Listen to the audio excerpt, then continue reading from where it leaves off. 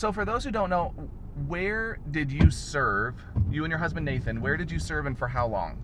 We served in Japan for 26 years, and they served one term in South Korea. Okay, awesome. And the amazing thing is that next spring will be 70 years since we arrived in Japan. Wow. So I got to do that math. 70. I'm not very good at math. So 51? Spring of 51, we Okay. arrived in Japan. Wow. Yeah, that's right. That's And incredible. I was 26 years old, so I was quite young.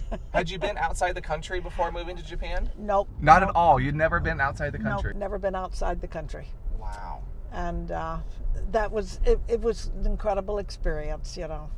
And Nathan was in Japan in 1945. Okay. And that's where he fell in love with Japan. So, Yeah. so that was That's incredible. as a part of the occupation. Yeah. So. And as a matter of fact, when we first went, it was still under the occupation. Okay. So 70 years. That's 70 years yeah, since you were yeah. there. Wow. So I assume that when you first went in 1951, it was pretty different than somebody going to Japan today. Oh, totally different world. For one thing, it was under the occupation. Another thing is that it was all food was rationed. Oh, wow. There were a lot of people who were dealing with all kinds of difficulties because of injuries during the war, including the atom bomb. Wow. So it was a whole different world than it is now. Yeah. Whole different world than it is now. Yeah. So it was, and I don't think we personally knew a family that didn't have TB. Wow. TB was rampant in Japan at that time. So Wow. it was a totally different world. Yeah, absolutely. You went to a country that was going to be under reconstruction. I mean, That's right. Very different than what it That's is. right. The That's right. kind of economic Yeah. powerhouse it is today. Yeah. It was totally different than it. And what an opportunity to be there those 26 years and watch it happen. Oh my goodness, that was a privilege that few people have had. Yeah. And to watch it change, watch it grow, watch it come back in so many ways. So in 26 years, I assume you had lots of opportunity for cultural misunderstandings. Maybe just a couple. That's a mild understatement. I love these kinds of things because I think they allow us just to laugh at what it means to be human, right? Yeah. So tell me, like, what are some cultural mistakes, misunderstandings that you had during your time? Of course, the language is always. Yeah. I'm convinced that if you want to learn another language, you have to be willing to make a fool of yourself. I mean, exactly it's right. just impossible to learn a language without having all these things. One of my embarrassing ones, of course, like I said, I was 26, and for some reason I couldn't distinguish. I had trouble distinguishing between sokutatsu and yakusoku. I can't distinguish between either of those. So. Well, yakusoku is a promise or an appointment or a date or that sort of thing, and sokutatsu is special delivery letter. So I needed to send a special delivery letter because back then, unless you sent a special delivery, even within Japan, it took forever for the mail to get through. Okay. So I went down to the post office to send a special delivery letter, and went in and asked the man who worked in the post office for a date. Oh, wow. And his eyes got so big, you know, and I knew I'd said something wrong, but I didn't know what it was. Yeah. Yeah. So anyway, then I learned that I had gone in and asked him for an appointment or a date or a promise, you know, and which that was bad. It was really embarrassing. It was funny. We laughed so hard about it. But the embarrassing thing is, I did it the second time to the same man. You didn't learn the first time. That's awesome. So he thought you were really serious. You came in for a second time. And the language is, you know, like ningen and ninjin. Ningen is person and ninjin is carrot. And of course, Japanese don't eat carrots raw. Yeah. But we did as Americans. And so to ask somebody, do you eat people raw? And to see the expression, that's the important part of it, to see the expression on the face when you make these crazy mistakes. Oh, that's And funny. then we had one of our missionaries who did a whole sermon on separating the sheep from the rabbits. From the rabbits? Yeah, because usagi is rabbit and yagi is goat. The sheep from the rabbits. So that would be difficult to separate those two, I think. Well, and the thing is, nobody in the congregation would even smile. So you can't tell if they're understanding it or. So I mean, nobody would laugh. But then afterwards, and this was one of the things that I think made the humor even more fun, is when you become aware of what you've done, and then you go back and share it with the Japanese, and you laugh together. Yes. And then it's fun. Yes. It's really fun. Absolutely. And when you do that. When you can do that, I just think that opens up a new level of relationship. Absolutely. That isn't there. Absolutely. That opens up a whole new area of relationships when you, embarrassing moments. Oh my! We're talking about Japan a long time ago. I don't want anybody to think this is Japan now. It was just totally different. Yeah. And Nathan was away, and this woman came to our door and wanted to contact a Christian minister because her father-in-law was in the hospital out in the country and was dying, and he had spent some time in the States, had become a Christian, and he wanted to see a minister. Sure. And so I said, well, my husband is away, but I'll be glad to go with you, if you can tell me where it is, and I'll leave a note for him to come when he gets here. So I went with her out into the country, and when we got there, the man had already died. It's a law, you have to cremate in Japan. Okay.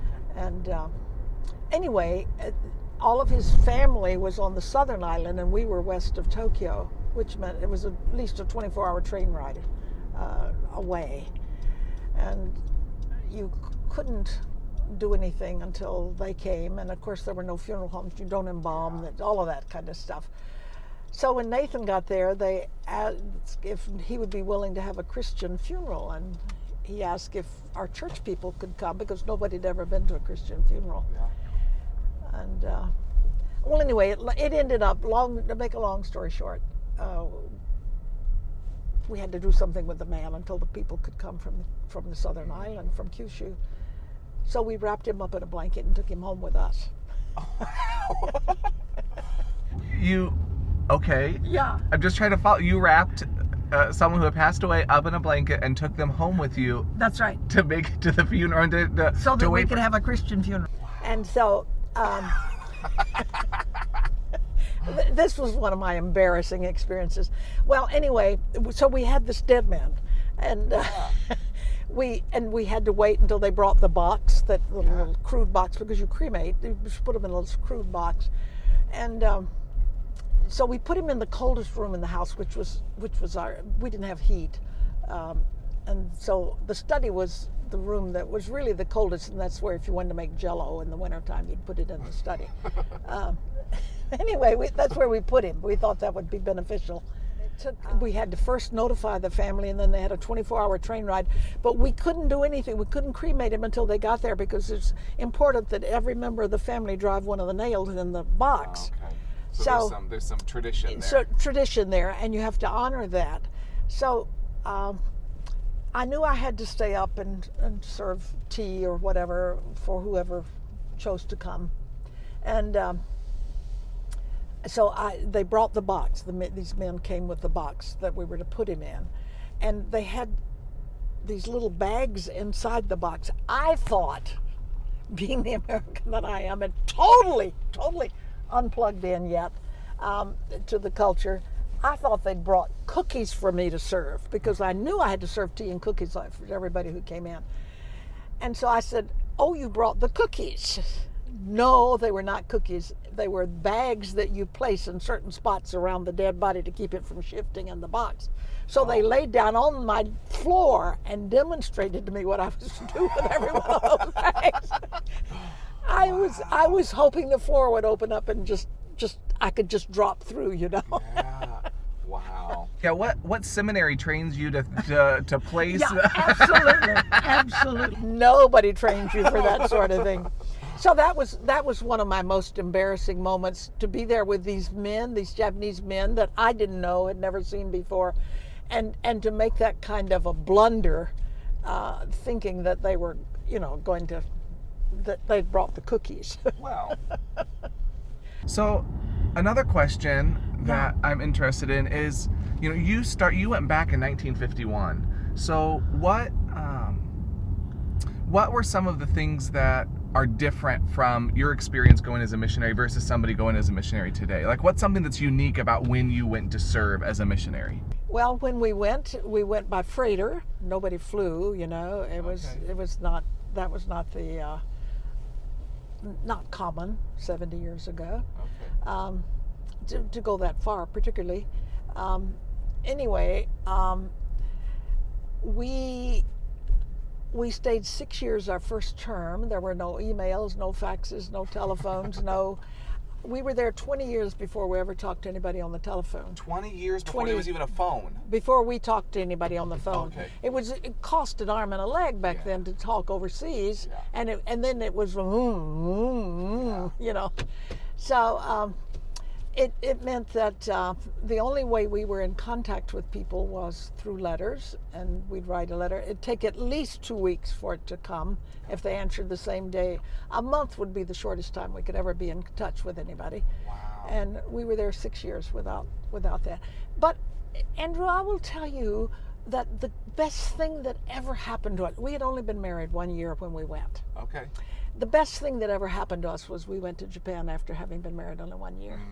We bonded in the most incredible way. We didn't speak the language. Yep. All we had was each other and God to help us survive. I would say that our 53-and-a-half-year marriage, that was absolutely incredible. A lot of it was because we went to Japan and we were cut off from everything we'd ever known, and we bonded in the most incredible way. The most incredible way. That's really cool. So anyway, that was one thing that was different. The freighter was, again, an incredible gift. You had 2 weeks, at least 2 weeks, 2 to 3 weeks to get there. And between leaving everything you had known and entering into a totally different world, you had a little period of time to adjust. A buffer, A buffer in between. So that was good. And nowadays, when missionaries go out, they're so much better prepared. We were not prepared in any way, shape, or form. We just went. Yeah. They did have a prayer service before we went and said, we're praying for you. We had no idea how much we would be paid or when we would be paid. How much or when? That's right. We didn't know either one. We just knew we were going. Yeah. Women were not considered employed. The man was considered employed, and the woman was not. So we were not on Social Security or anything like that. It was not. That was not a part of not a part of that. So it was just.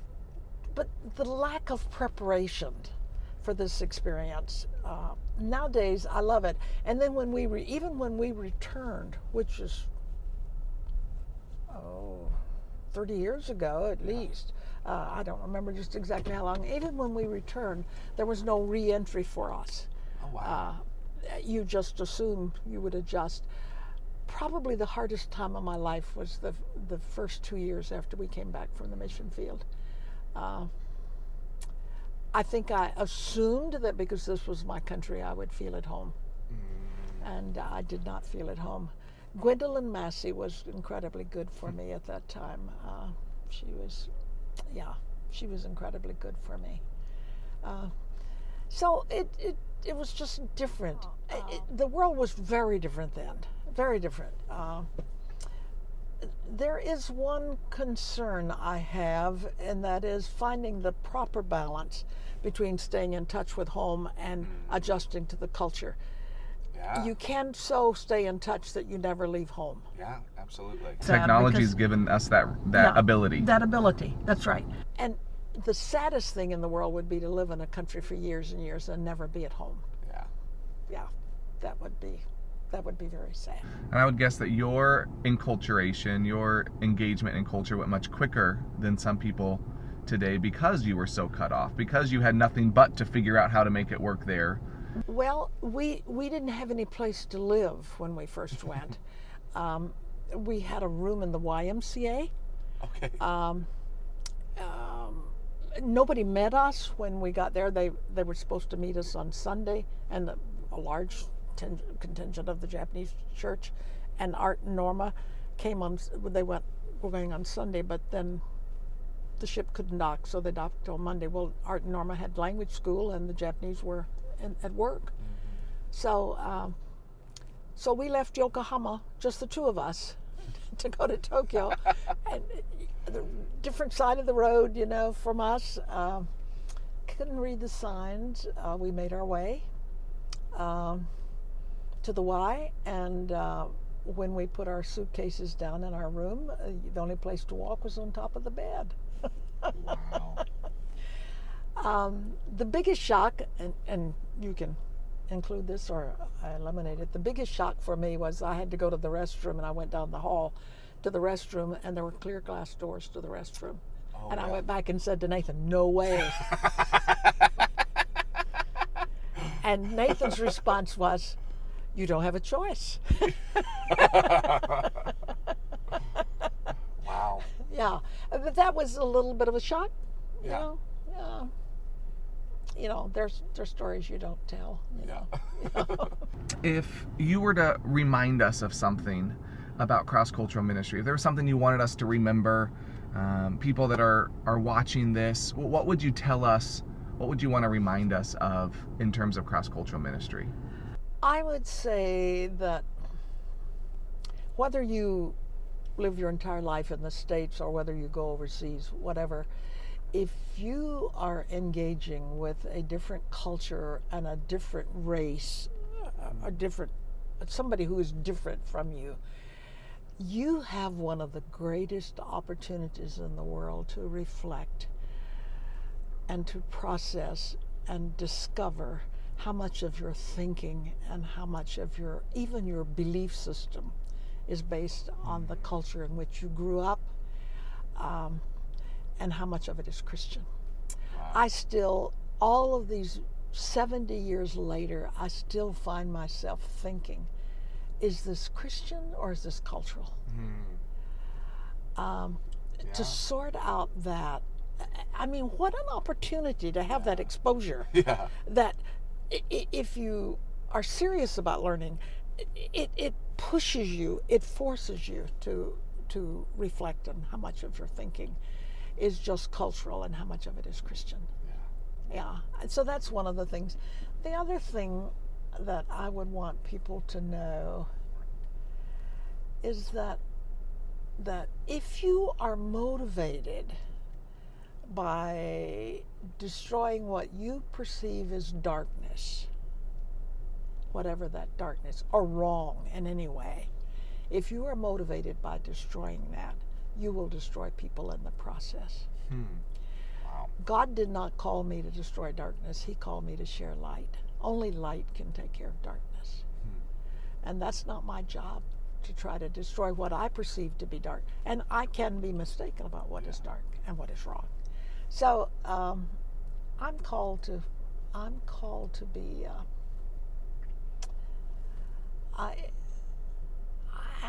the deep core of my being is I want, and this has been my theme for the last few years and will be my overall arching theme till I die. I want to stand like a mountain, immovable and unshakable for those things that are foundational, like God is. He cares. He's always working for good. He's provided a way for us to be in relationship to Him. Those things are, and that every person is the face of God. Every person is created in His image. Those are foundational. I want to be immovable. At the same time, I want to flow like life-giving water. And if I would offer a critique of Christendom in North America, it would be that we have people who stand but do not flow. Stand for what they think anyway is right. And we have people sometimes who flow who don't stand. I want to combine those two in a way that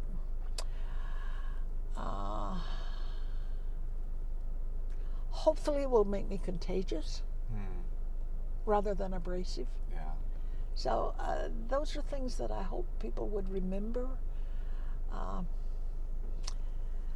And I would say, rather than maybe they don't do it anymore. I don't know, but used to, people thought missionaries were just sacrificing so much.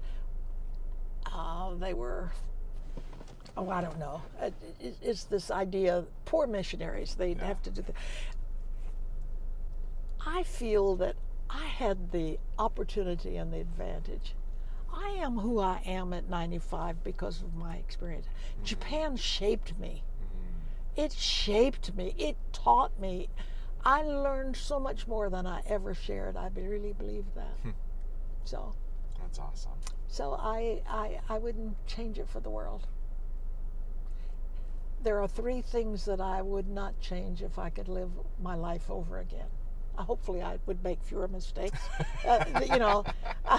fewer, but I would follow Jesus, I'd marry Nathan, I'd go to Japan.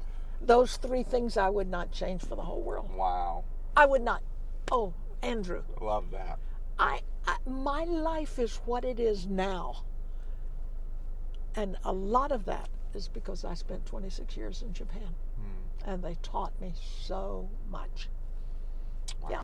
Well, Ann, this has been a delight. It always is. It always is a delight when I get to talk to you. I did bring you some coffee so that you and your niece can enjoy that. Oh, and I love my coffee. In Japan, though, they're not coffee drinkers, right? Are they tea drinkers? Tea drinkers. Are you a tea drinker as well, then? Green tea, yeah. I am a tea drinker. Yeah. But I like my coffee in the mornings. The rest of the time I can drink tea, but in the morning I got to have my coffee. Well, I got to have my coffee. Yeah. Thanks, Andrew.